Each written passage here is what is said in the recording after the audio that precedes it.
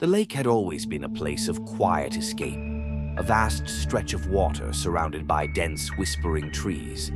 That night, the surface was impossibly still, a perfect reflection of the starlit sky above.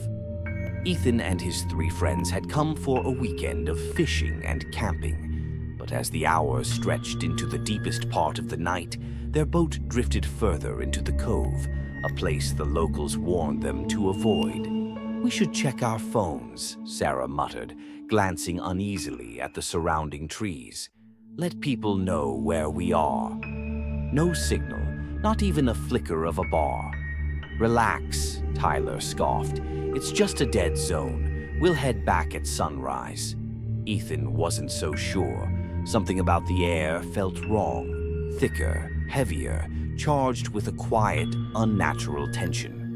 Then from the shore the sound came. A clicking. Faint at first, but unmistakable. A pattern, rhythmic but broken, like someone tapping out a message against the bark of a tree. "Probably just an animal," Mark whispered, though his voice lacked conviction. The clicking stopped. The silence that followed pressed against them, a weight that made breathing feel difficult. Then, from the darkness of the trees, something stepped forward. A figure, tall and impossibly thin, its limbs bending at angles that didn't seem right. Its face, if it even had one, was obscured by long, matted strands of hair.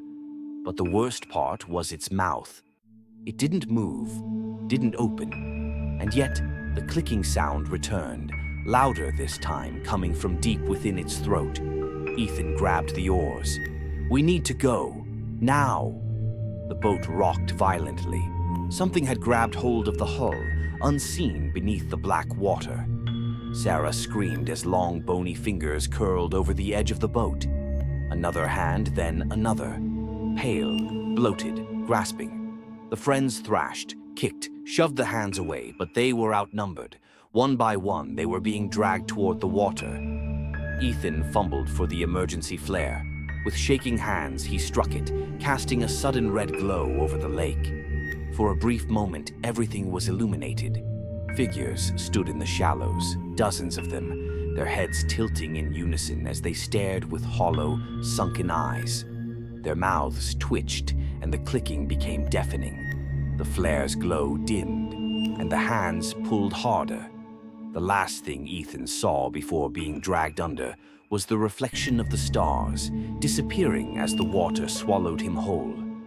And then, silence.